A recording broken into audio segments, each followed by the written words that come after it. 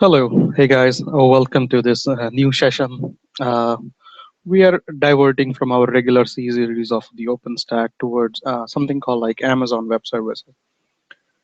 The question, the why, suddenly Amazon Web Services. There are a couple of reasons.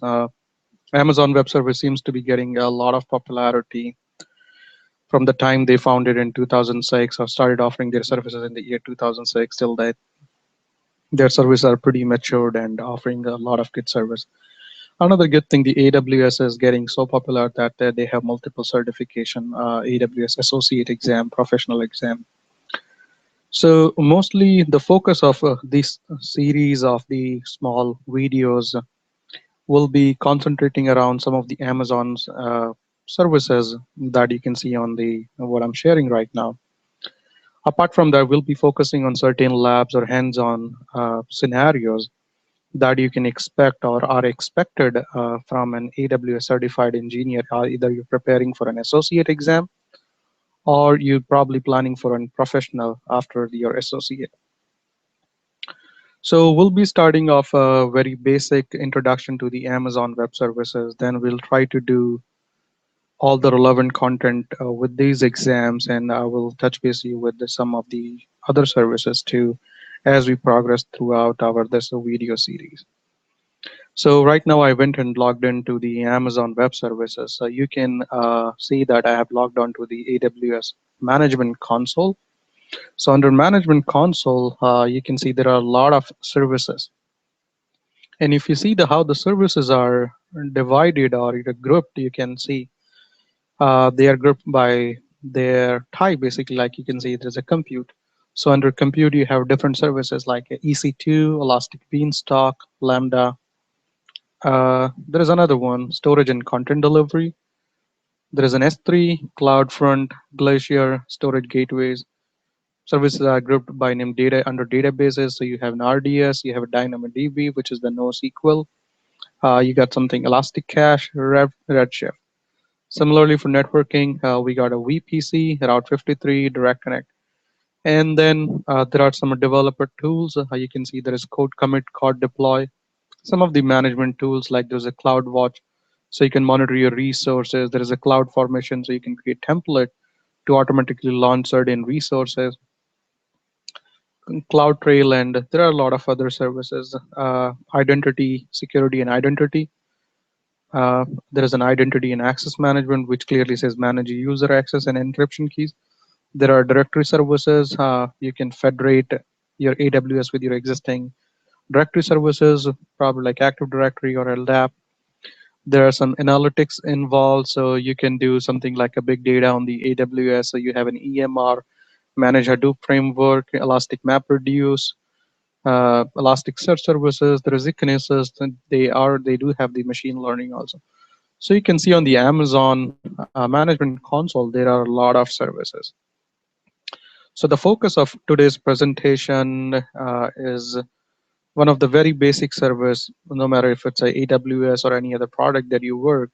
So we'll be talking here today about the identity and access management. So as you can see, the identity and access management says manage user access and encryption key. So let me go ahead and start sharing one of the presentation, and then I'll walk you through all the different options here.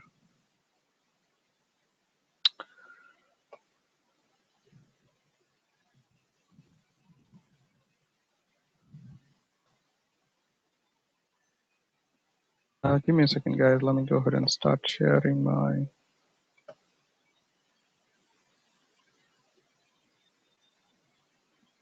Okay, hopefully this is now visible. So the AWS identity and access management sometimes is just referred by IAM. You will see a lot of document or people, or maybe when you're talking to a colleague, they talk about sometime IAM. So what exactly is IAM? So IAM enables you to securely control access to your AWS services and resources for your users. So the important thing here are the users. So basically, it's a medium or the way you can control access to your services and resources. Using IAM, you can create and manage AWS users, like you can do with any other application if you are a Windows administrator, you do the same every day in your Windows Active Directory or maybe some other application. So with the same IAM, you can go ahead and create your AWS users. You can create groups, you can create roles, and you can create different policies to allow and deny access to AWS resources. So basically, you can create a group. Take an example of, you can create a group who can just only manage the things with your AWS management console. At the same time, you can create another group of users who just have only read-only privileges. You can create a group of users who can have only access to your S3 storage and so on. Think of policies like kind of the document as a document, a permission document that tells who can do what, and what they can access. So either you can allow or deny access to the resources based on these policies. You can create users, like as we just discussed, assign them individual security credentials. So when we say security credentials, we talk about the passwords, their access keys. They can have a multi-factor authentication devices, probably like for two-factor authentication, something like you have a root account, you just don't want to be logging in just a plain password. Maybe you want to have another set of authentication needs to be done. That's what probably where you can use the MFA, or you can request temporary security credential to provide user access to AWS services and resources. You can create and manage policies to control which operation can be performed by the entity or AWS services that assumes the role. So I'll show you maybe in the demo what I mean by the policies here. Also, like as I mentioned earlier, you can enable identity federation. So you can use your Active Directory, you can use your existing LDAP, you can use probably like your Facebook account, your LinkedIn account, and so on, to allow existing identities user in an environment to access the AWS management console and to access the resources without the need to create a new IAM users. So that means if you already have a big enterprise and you already have an Active Directory running, probably you don't have to create the users within the IAM. You can enable identity federation and make use of existing users and group. Probably we may need to do the mapping between your enterprise and as well as on the AWS management console. So the same roles and responsibility can be assumed by these users pretty much. So hopefully that clarifies about the AWS IAM, which is the Identity and Access Management Service. There are very good documentation out there on the AWS website. You can follow that. You can go ahead and look some of the document out there. I will probably put a link or within one of the presentation, so you can go and read, or you can just do a simply Google and look for AI Amazon Web Services IAM, and you will get some pretty good documentation in much more detail. So hopefully that gives you a quick idea and introduction about what we are planning, what is IAM. So within this lab, the lab that we plan to do, or the demo that I'm planning to do here, to get you familiar with the AWS. So the topic that we are planning to cover in this lab or demo, we'll explore some of the pre-created IAM users and groups. So I've already went ahead and created some users and groups for you guys. So we'll go ahead and explore some of those IAM users and groups. Then we'll inspect some of the IAM policies, that I've applied to some of the pre-created groups and users. Then we'll follow a kind of a real-world scenario where I'll show you how to add users to group and certain capabilities, and then probably I'll show you how to update the password for user. How do you find and where is the login URL for some of these IAM services? So I'll walk you through some of these things, and not just to mention, we can go ahead and create some new users, some new group, and some of the other thing. So let me go ahead and show you my existing users and group that I went ahead and provisioned for you guys already. So I've logged onto the Amazon Web Services, and under security and identity, the first option is identity and access management. So go ahead and click on identity and access management.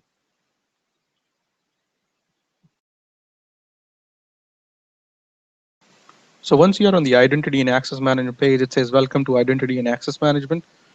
You can just ignore this message for the time being. So the first thing that you see is the IAM user sign-in link. This is your unique sign-in link. That means if you are an enterprise, if you want your users to log into the AWS management console to manage certain things, you will give them this URL, and you have an option to customize. I'll show you later in the lab how do you really customize this URL. So on this web page, on the first page, there are a few options, a dashboard where you can see, okay, it shows there are 4 users, there are 3 groups, there are no roles, there are no identity providers, and some of the other things. And on the left hand side, also you can see some of these things. So let's go ahead and click under the users options, and I'll show you that I went ahead and created some multiple users here. So you can see this is a pretty big name, but pay attention to the tooltip that where it says user 3. Here the tooltip says user 1, and similarly here the tooltip is showing user 2. So these are some names that you can refer, or if you just want to look for, you can just type in the filter like user 1, and it will just show you the user 1. So if you go ahead and click on this user 1, this is the AR, and we'll talk about some of these things into the later details as we progress in this journey. But the interesting thing to note here that this is my complete username and part of this username, and that's how I'm referring them, user 1. And you can see it has a password, so I have configured a password. It doesn't belong to any groups. So let's go back to the users tab, and let's remove your filter from here. You can see there's all of these users. And you can see I went ahead and configured a password for each of the users, when were they were used, and some of their creation time, and some of the other information that you can get to see over here. So let's go back to our user 1 here, and let's go ahead and click on this user 1. So like it shows the name, password, it doesn't belong to any group. Look at some of the permissions. Let's go ahead and expand this. You can see there is no policy attached. These are some of the other details, we'll talk as we progress again. Now let's go ahead and go back to the groups, and let's see what are the different group that I went ahead and created. Same thing if you look at the tooltip probably, or let's go ahead and let me see if I can expand this one, doesn't allow me. But you can see the name, I have created 3 groups that says EC2 support, there is a group, there is a EC2 admin, and there is a S3 admin. Similarly, you can go ahead and let's go ahead and click on a EC2 admin. So this is the ARN. For that, it says EC2 admin. There are no users in this group. Are there any users? No, you can, if you want, we can go ahead and add it from here. I'll show you later. Under the permissions tab, you can see there is a policy associated by name EC2 admin policy. We'll walk through this one later on. So you can see same thing. You can also use the filter to look for certain group. So that way you can filter if you have a huge list.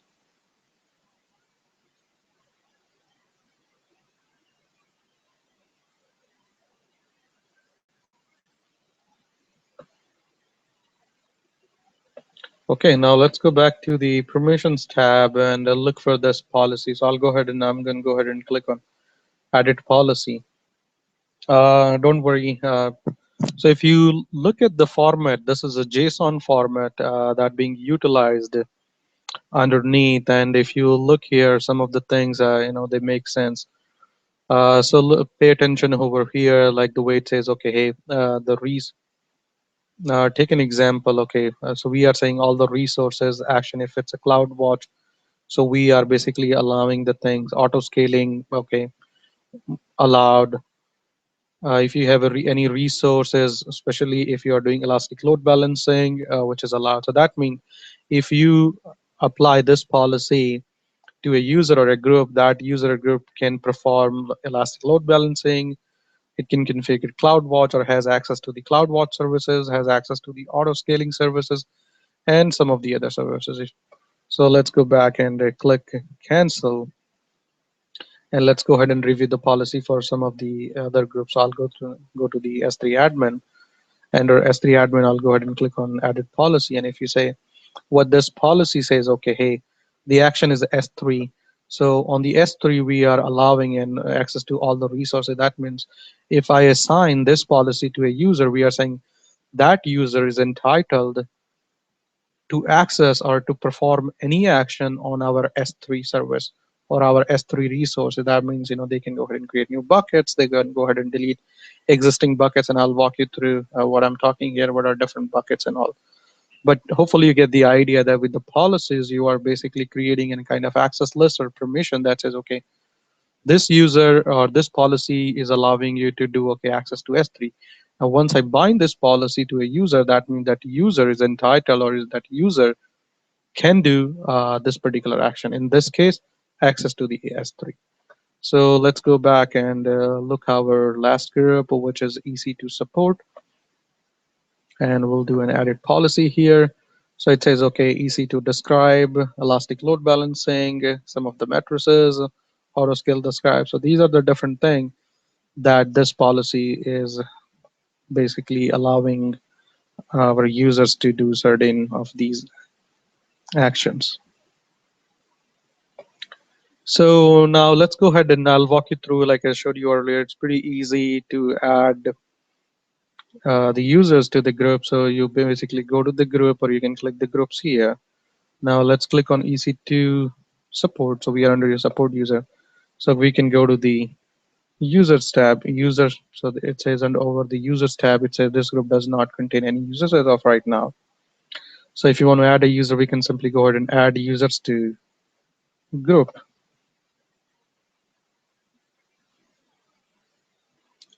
and select you can select or filter the user. So I want user one here. And as you can see, I'll go ahead and select this user and I'll just go ahead and simply click here, add user. So once I'm done, you can see on for this group now it says, okay, it has one user and this is the user. And if you want to remove this user from the group, you can go ahead and click remove users. If you want to remove all the users, you can simply go ahead and click here. If you want to add new users, you can go ahead and click here. Similarly, let's go ahead and click on how we were working with EC2 support. Now let's go to the EC2 admin, and under EC2 admin, we'll go ahead and add our user 2. So I'm adding user 2 to my EC2 admin groups. Now let's go ahead and do the same thing for S3 admin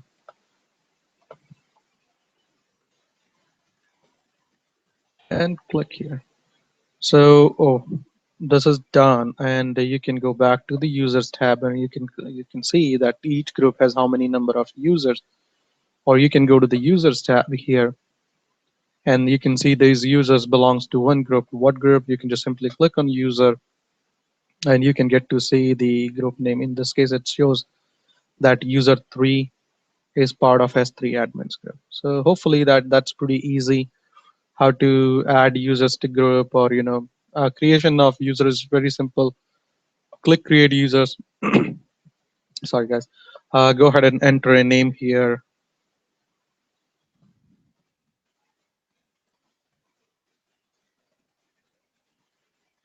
We can generate an access key. We'll talk about the what are the access keys later on.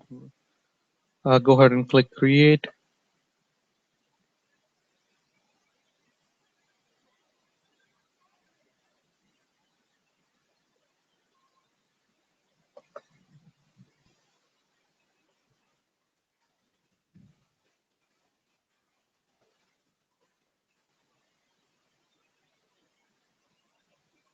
So the user that I'm logged in right now, okay guys, as you can see, is not authorized to perform.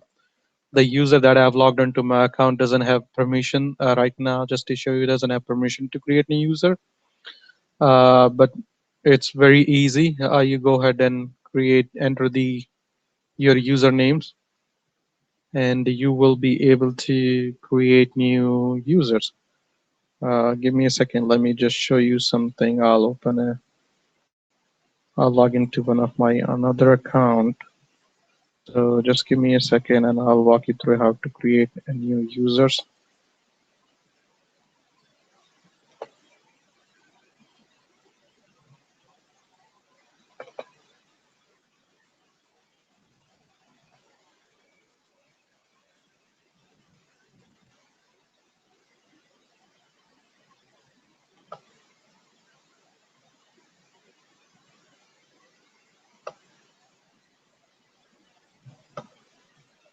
And right now I'm logging to my account as my root. So let me go ahead and show you that one. So if I go to identity and access management over here, go to the users tab. Let me go ahead and create new users. So we can go ahead and create new users. So these are the name of my users. And once that's done, go ahead and click on create. So as you can see, it says your two users has been created successfully. And now if you go ahead and expand these, it says show user credentials. So go ahead and click. So when you create a user, it creates something called an access key ID and a secret access key. So just remember these are not the password for these users to log in. This is something when you are working with the APIs. That is the time if you have wanted to make use of these users, that's the time you would need this access key ID and your secret access key. Go ahead and make a note of these. This is the only time you get to see these key ID and access keys. So in case you lose, there is no way. You need to go ahead and delete these users probably and recreate them because I'm just showing demo, so I don't need them. So I'll go ahead and click close just right now. So you can see that it gives you a warning also that you haven't downloaded the security credentials.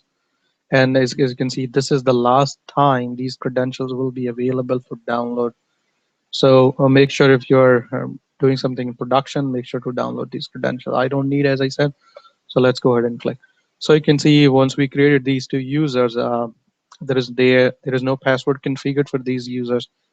If you want to configure a password, it's pretty easy. Go ahead and select the user, go under the your actions menu, and there is something called manage password. So you can go ahead and click on manage password. There are two options. You can assign an auto-generated password or you can assign a custom password. In my case, I'm going to go ahead and assign a custom password.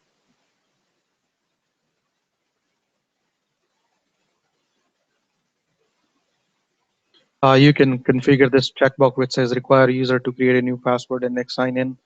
If you want, we can go ahead and check that. If not, I'll just simply go ahead and click apply here. And you can see there is a tick mark here that says I have configured a password for this user. Similarly, if you want to configure a password for Sam, you can go ahead and do the same thing. There are a few other things. If you go under account settings, you can configure some of the password policy, how complex you want, how many characters, what are different things. Okay, uppercase letter, lowercase letter, one number, and some of the other things. So hopefully you get the idea that it's pretty easy to create users and you can assign them to different groups. So let's go back to some of my pre-configured environment and it was pretty easy. So let's go ahead and configure the custom password. So I'm going to go ahead and select these users. And now if you can see that we cannot manage this action on mass, so we need to do one by one. So I'll go to the first user. I'll go ahead and say manage password. So we'll go ahead and replace, because in my case I had password. That's why I see more option. It says keep existing password. So I'll go ahead and configure a new password here. Let me go ahead and do that for my other users too.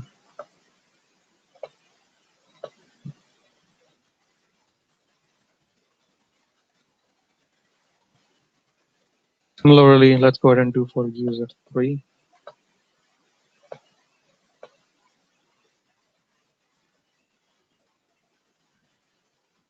And once done, click apply. So we just changed the password for all of our users. As you can see, it was pretty easy to check. Now, if you recall, I showed you there were some policies. I haven't created here.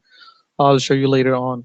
But if you recall the groups that we had an S3 admin group, and with the S3 admin, we had a policy. That policy was saying, okay, access to, so basically says this policy is okay, you can access S3. So if you recall that we had added user 3 to the S3 admin. So that means only user 3 can access and manage the S3, which is our storage. We'll talk this later on.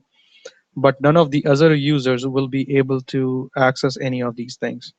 So that means if I go ahead and log in with the user one and try to do any operation on the S3, I will not be able to. I will show you that shortly. To log in, remember, we went to the dashboard. On the dashboard, there was this URL. So let's go ahead and customize this URL. You can give a meaningful name.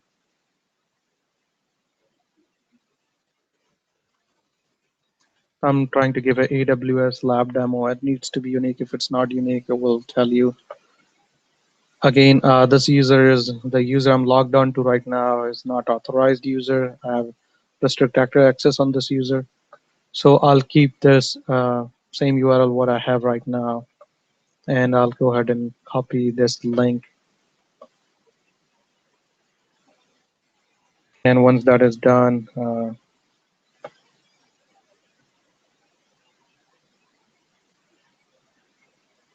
go ahead and open this URL, and you can see that I went ahead and copied that URL into my browser. Now it's asking for your username and password. So we are testing here. So let's go ahead and test with the user one first. So in my case, user one,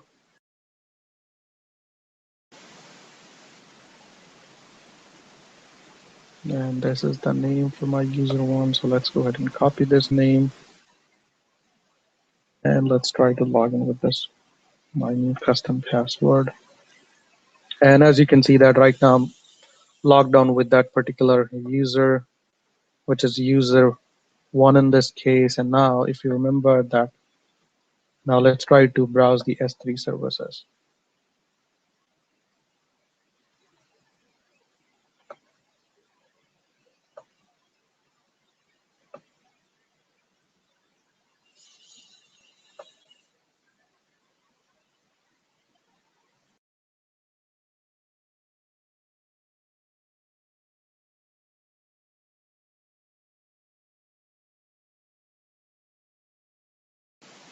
Okay, as you can see, let me zoom it up a little bit. You don't have permission to use the Amazon S3 console.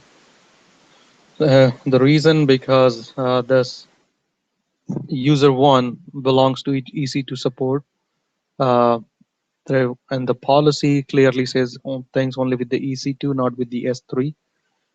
Just to confirm this, now we can try to log in with the user three, where we assign the S3 privileges. So let's go ahead and test that with that user. So I'll go ahead and sign out from my this one, and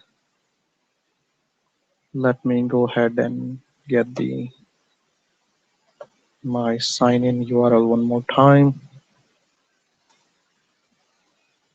and I'll go ahead and get my user. So we are talking here user three. So let's copy the user three here, and let's log in with the password. And now let's try to browse the S3 server. So go ahead and click on S3.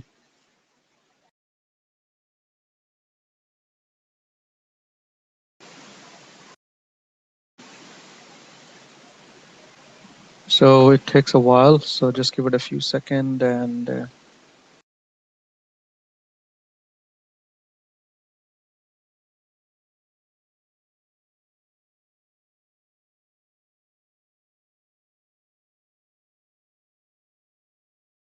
okay, so you can see that user 3 was able to access our S3 storage, and it's able to browse all of our buckets. And if you want to create a bucket, you can go ahead and click a bucket. We'll walk through some of these things later in some of our labs. But hopefully you get the idea that you can create different users. You can group them into different groups. You can assign them different policies. So that's all pretty much. There are a few things on the dashboard. Let me go back to the dashboard. Like I said, if it's a root account, you can configure a multi-factor authentication. If you want, you can configure an IAM policies, credential reports. If you want to download some of the things, there are different account settings. We'll walk through some of these things later. We can create some different roles. There are users and group. So I would go ahead and encourage you guys that Go ahead and sign up to the AWS. Just remember the AWS has a free usage tier, so you can go ahead and sign up for that one, and you can use that for your learning. Some of the most of the things are free, but just keep an eye if you're using something paid. Once you're done, make sure you delete them or shut them down so you don't get billed. And hopefully, you were able to learn something new. And I will see you in the next lab and the next topic that will I'm planning to work. So the next topic that I'm planning to work is VPC. So I will see you guys in next time. Thank you. Bye bye.